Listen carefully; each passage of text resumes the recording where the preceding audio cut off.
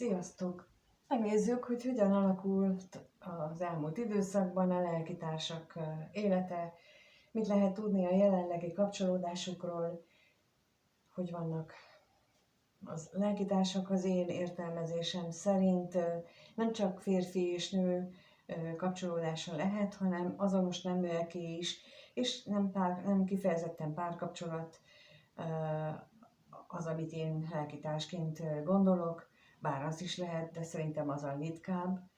Sokkal inkább az egyéb kapcsolódások, mint a barátság, a munkahelyi kapcsolatok, szülő-gyermek kapcsolódások és a lelkitársi kapcsolódások az én értelmezésem és tudásom szerint azért jönnek létre, hogy segítsenek bennünket az életfeladatunkon, és ami gyakran nem azt jelenti, hogy akkor segítsenek nekünk jól megélni a munkahelyünket, nem azért jönnek, hogy segítsenek felépíteni a házat, vagy megvenni a lakást, sokkal inkább azért jönnek, hogy olyan tapasztalatokat gyűjtsünk általuk, amit nélkülük mástól nem kapunk meg.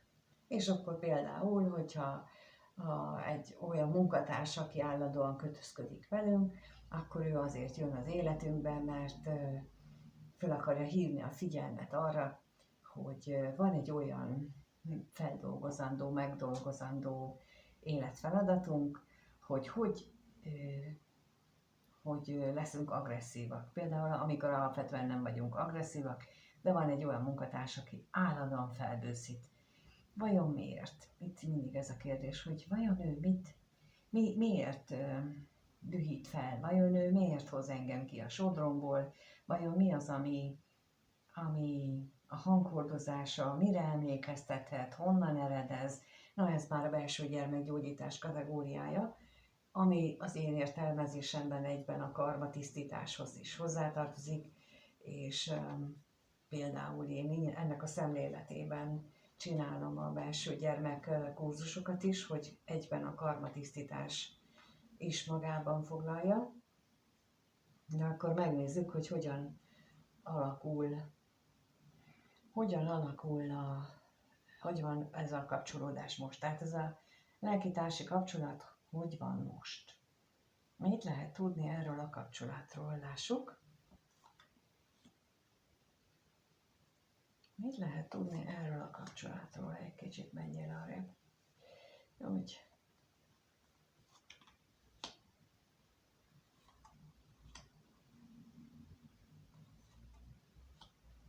Nos, úgy látom, hogy itt egy olyan kapcsolódásról van szó, ahol rendszeres a kontaktus, ahol egyébként jól ki tudnak jönni egymással, de mindig történik hirtelen valami, ami aztán felborítja az életüket, ami felborítja ezt a jó megélést, és valaki mondjuk, hát egyikük áldozatnak érzi magát. Tehát, hogy olyan dolog történik, vagy úgy érzi, hogy ő most megint áldozat lett, a másik áldozata, vagy valakinek másnak az áldozata. Lehetséges olyan is, hogy itt kifejezetten azt éli meg, hogy valaki külső személynek az áldozata, és akkor itt ez a lelkitársi kapcsolat azt próbálja neki újra és újra megmutatni, hogy ez nem így van, de nézzük akkor, mit jelent itt ez a kevés pénz.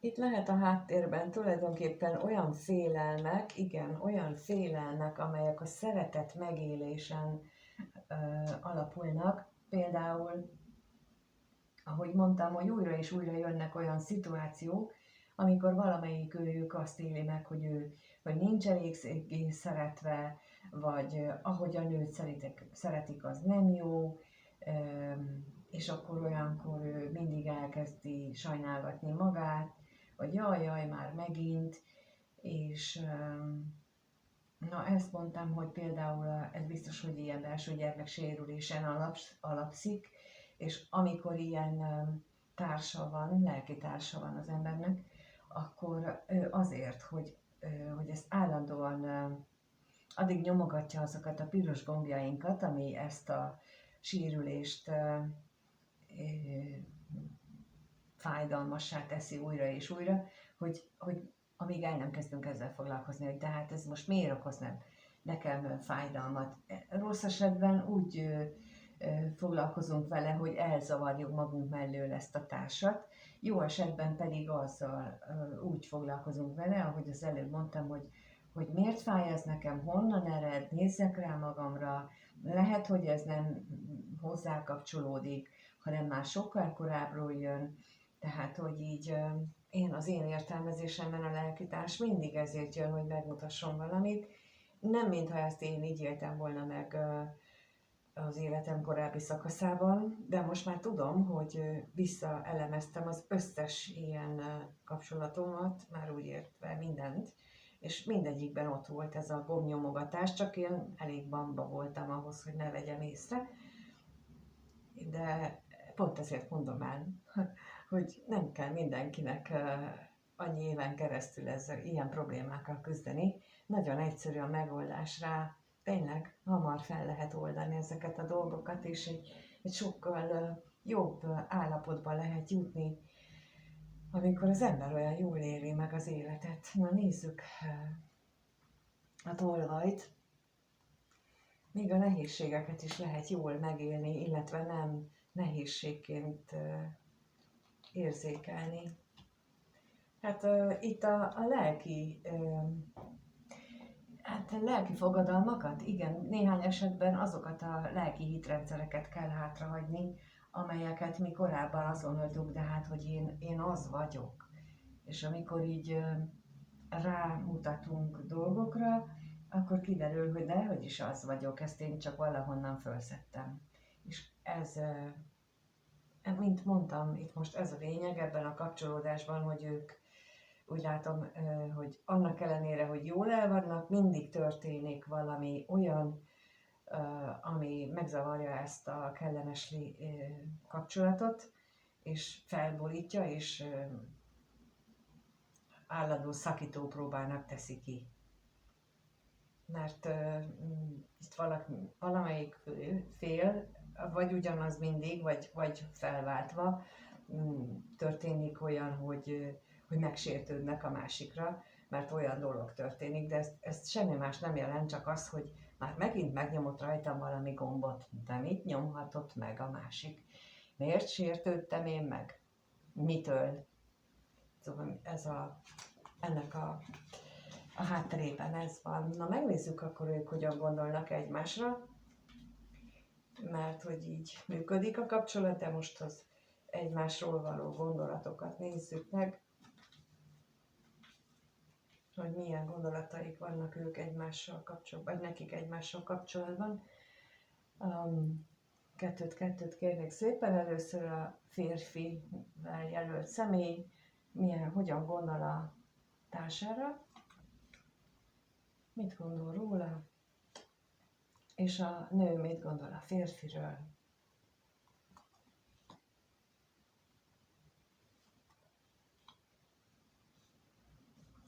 Jó, hát itt láthatóan a férfi úgy gondolja, hogy fél attól, hogy ők külön válnak, fél az elválástól, hogy megszakad, miközben a női személy, a női lelkitárs, az pedig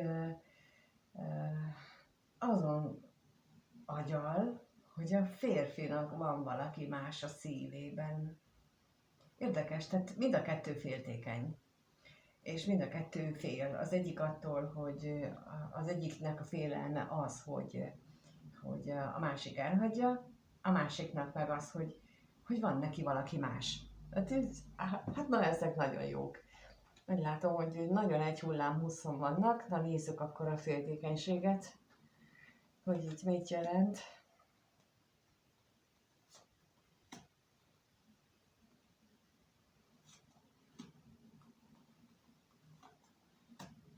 És a halálra is kérek.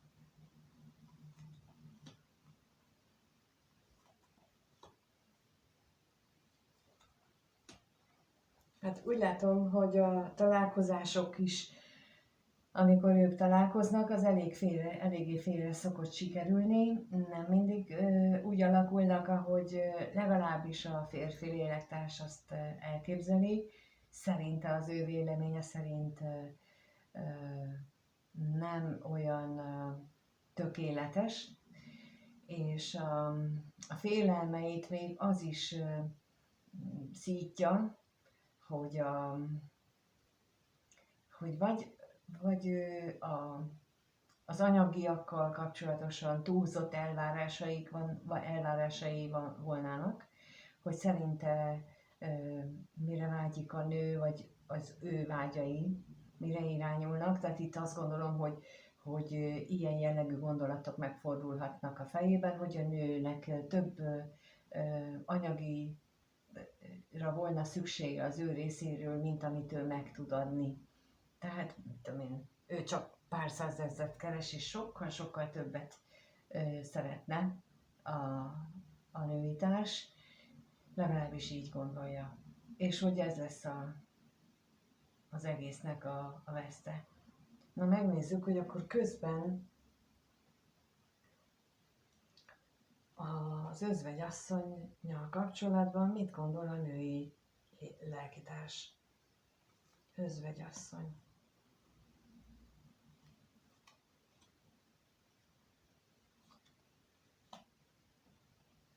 És a szerelemre gondolva.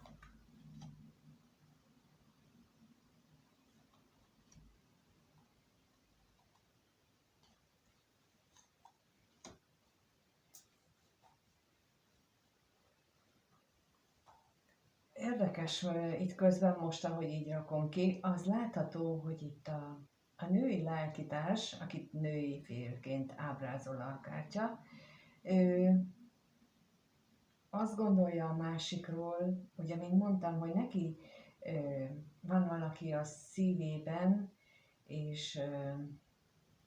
és ezt ő maga, mármint a női lélektárs, azt nagy szomorúsággal és fájdalommal éli meg, és próbálja ezt úgymond kiűzni a saját gondolatából, a saját világából, és megpróbálja életben tartani a saját érzéseit ez iránt, a lelkitárs iránt, tehát a pozitív érzéseit, mindannak dacára, hogy milyen belső agyalása van.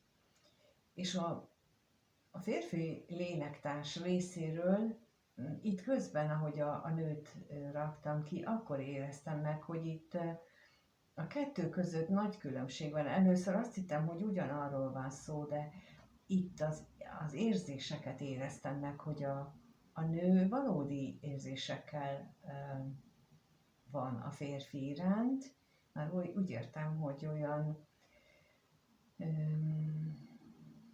szeretetteljes érzésekkel, de a férfi viszont ő inkább csak a hétköznapi érzéseit teszi bele. Nem az a mélységes szeretet. Tudjátok, az jut erről eszembe, hogy amikor valakinek a szűzben van a Vénusza, akkor az a személy nagyon a felszínen nem lehet látni, hogy ő mély érzésekre is képes. Ő mindent olyan aprólékosan, gondosan megcsinál, és hogyha valaki ezt nem tudja, hogy ő egy ilyen típusú személy, vagy mondjuk a másik meg pontosan egy ilyen nagyon tüzes, nagyon szenvedélyes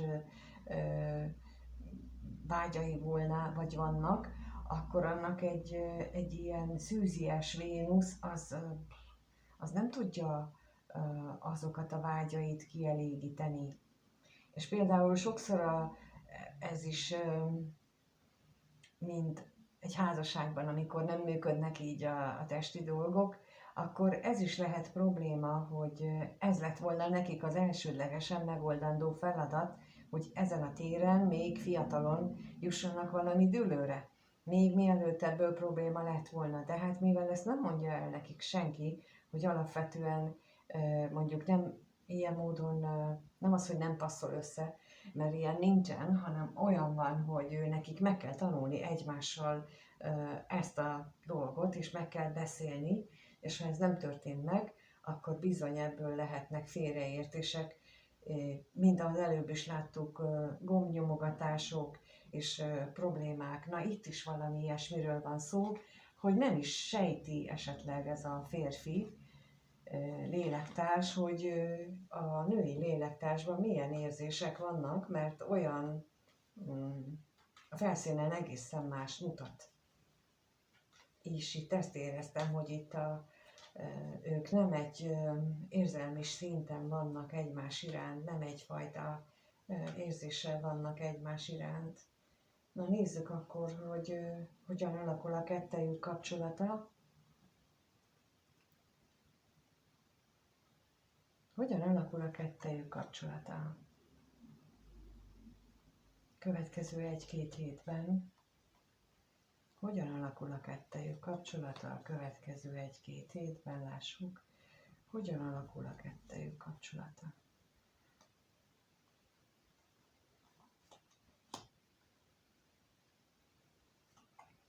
Amit még akartam oda az előbb mondani, nagyon gyakran van ez, nagyon gyakran találkozom, inkább így mondom, olyannal, hogy ez a helyzet, hogy nem veszi észre egyik vagy másik fél, hogy tulajdonképpen ő jobban szereti a másikat.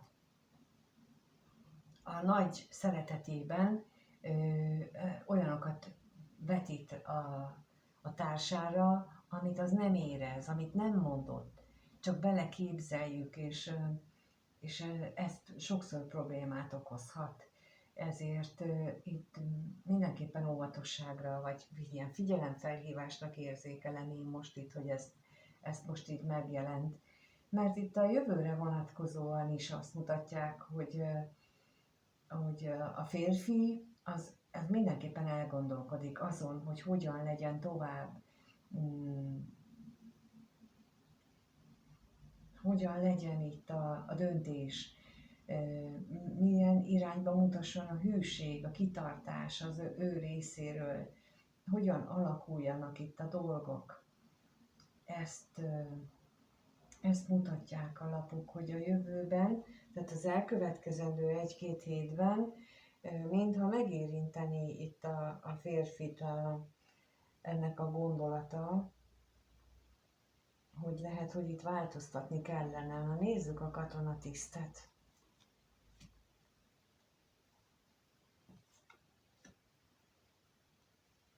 Az eltávolodástól való félelem, a kapcsolat kiüresedésétől való félelem, ami itt felerősödhetne, nézzük még a gondolatot.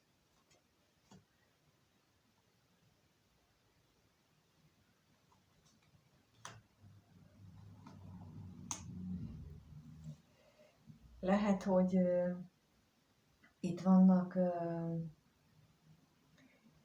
olyan gondolatok is, hogy például, hogyha ez egy elkötelezett kapcsolatban van, akkor ott többet kellene találkozni, többet kellene egyeztetni, együtt szórakozni. Ha pedig nem elkötelezett és együttélős kapcsolatról beszélünk, akkor is mindenképpen az is megfordul legalábbis a férfi fejében, hogy itt jobb lenne szorosabbra fűzni a kapcsolatokat, vagy a kapcsolatukat, a kettejük kapcsolatát, ami most ellentmondani látszik annak, amit az előbb mondtam, de nézzük itt a bírót.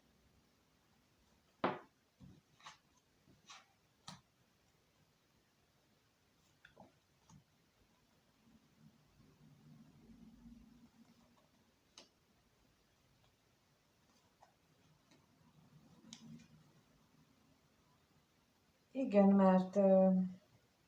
mert úgy éli meg, vagyis azt érzékeli a férfi, hogy az ő bizonytalankodása miatt a női fél az nagyon mély szomorúságot él meg, és ezt így próbálja